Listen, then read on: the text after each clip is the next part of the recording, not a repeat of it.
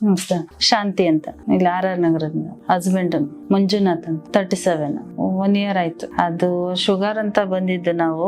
ಆಮೇಲೆ ನೋಡೋಣ ಸ್ಕ್ಯಾನ್ ಮಾಡಿಸಿ ನೋಡಿ ಅಂದ್ರು. ಒಂದು CT ಸ್ಕ್ಯಾನ್ ಮಾಡಿಸ್ತು, ಮತ್ತೆ ಟ್ಯೂಮರ್ ಆಗಿದೆ ಅಂತ ಹೇಳಿದ್ರು. ಆಮೇಲೆ ಅದು ಕೀಮೋ ಎಲ್ಲ ಕೊಟ್ರು, ಸರ್ಜರಿ ಮಾಡಿದ್ರು. ಫಸ್ಟ್ ಸರ್ಜರಿ ಮಾಡಿದ್ಮೇಲೆ ಕೀಮೋ ರೇಡಿಯೇಷನ್ ಎಲ್ಲ ಕೊಟ್ರು. ಎಲ್ಲ ಆದ್ಮೇಲೂ ಮತ್ತೆ ಅದು ಸರ್ಜರಿ ಮಾಡಿದ್ರು ಸ್ವಲ್ಪ ಉಳಿಸಿದೀವಿ, ಅದಕ್ಕೆ ತಗೊಳ್ಳಿ ಅಂತ ಹೇಳದ್ಮೇಲೆ ಸರ್ಜರಿ ಆದ್ಮೇಲೆ ಕೀಮೋ ರೇಡಿಯೇಷನ್ ಕೊಟ್ರು. ಮತ್ತೆ ಅದಾದ್ರೂ ಅದು ಟ್ಯೂಮರ್ ಮತ್ತೆ ಬೆಳೆದಿದೆ ಅಂತಾನೆ ಹೇಳಿದ್ರು. ಕಾಲ್ ಪೇನ್ ಬಂತು ಅವ್ರಿಗೆ, ಮತ್ತೆ ಸ್ಟಾರ್ಟ್ ಆಯ್ತು. ಈ ಕಾಲು ನಡಿಯಕ್ ಆಯ್ತಾ ಇಲ್ಲ, ಅದು ನರ್ವ್ಸ್ ಪ್ರಾಬ್ಲಮ್ ಆಗಿದೆ ಟ್ಯೂಮರ್ ಇಂದ ಅಂತ ಹೇಳಿದ್ರು. ಅದಕ್ಕೋಸ್ಕರ ಇಲ್ಲಿ ನೋಡಿದ್ವಿ ಮೊಬೈಲ್ ಅಲ್ಲಿ, ಯೂಟ್ಯೂಬ್ ಅಲ್ಲೆಲ್ಲ.